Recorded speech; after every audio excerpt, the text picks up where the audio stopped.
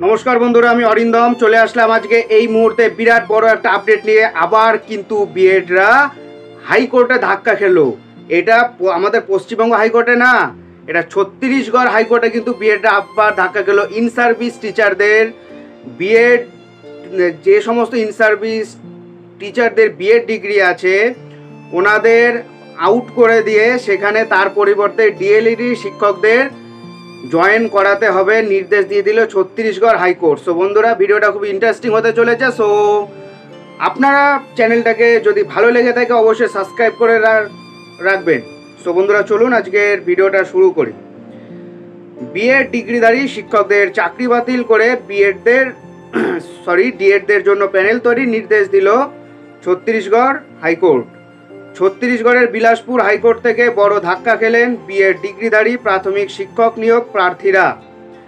হাইকোর্টে তার গুরুত্বপূর্ণ সিদ্ধান্তে সহকারী শিক্ষক নিয়োগ প্রক্রিয়ায় বিএড প্রার্থীদের নিয়োগ বাতিলের নির্দেশ দিয়েছেন। রাজ্য সরকার সহকারী শিক্ষকদের পদের জন্য বিএড ডিগ্রির স্বীকৃতি দিয়ে একটি বিজ্ঞাপনও জারি করেছিল, যার বিরুদ্ধে হাইকোর্ট আবেদন করা হয়। রাজ্য সরকার 4 মে 2023-এ সহকারী শিক্ষকদের পদের জন্য বিজ্ঞাপন প্রকাশ করেছিল। প্রকাশিত বিজ্ঞাপনে শিক্ষাগত যোগ্যতা বিএডের সাথে ডিএলএডকেও স্বীকৃতি দেওয়া হয়। এর বিরুদ্ধে ডিএলএড ডিগ্রিধারী প্রার্থীরা হাইকোর্টে আবেদন করে বলেন, সুপ্রিম কোর্টের নির্দেশনা অনুযায়ী সহকারী শিক্ষক পদে শুধু ডিএলএড ডিগ্রি বাধ্যতামূলক করা হয়েছে। বিএড ডিগ্রিধারী প্রাথমিক শিক্ষকের পদের জন্য অযোগ্য, তাই চাকরি নিয়োগে বিধি শর্ত ও সহকারী শিক্ষক নিয়োগের বিজ্ঞাপন বাতিল করতে হবে। শুনানির পর হাইকোর্ট বিএড ডিগ্রি প্রার্থীদের নিয়োগের জন্য যে কাউন্সেলিং করা হচ্ছে তাতে নিষেধাজ্ঞা জারি করে, যা সুপ্রিম কোর্টে চ্যালেঞ্জ করেন বিএড ডিগ্রিধারী প্রার্থীরা। এরা ফালতু এরা হলো গিয়ে আবার সুপ্রিম কোর্টে গিয়ে কেস করেছে। আলটিমেটলি সুপ্রিম কোর্ট থেকে তাই বলবে, যেহেতু এদের এখনও জয়েনিং করানো হয়নি অথবা এদের পুরো বাদ দিয়ে দাও, বাদ দিয়ে ডিএডদের নিয়োগ করে দাও। ফালতু এরা সুপ্রিম কোর্টে আছে, কিন্তু সুপ্রিম কোর্টে যাওয়ার দায়িত্ব কর্তব্য সবার আছে নিজের অস্তিত্বকে টিকিয়ে রাখার জন্য, তাই কিন্তু যাওয়া হচ্ছে। প্রার্থীদের কথা শোনার পর সুপ্রিম কোর্ট বিএড ডিগ্রিধারী প্রার্থীদের কাউন্সেলিংয়ে অন্তর্ভুক্ত ও নিয়োগের নির্দেশ দিয়ে অন্তর্বর্তীকালীন স্বস্তি দিয়েছিল। তবে একই সঙ্গে উচ্চ আদালতের চূড়ান্ত সিদ্ধান্ত গ্রাহ্য হবে বলেও স্পষ্ট করা হয়।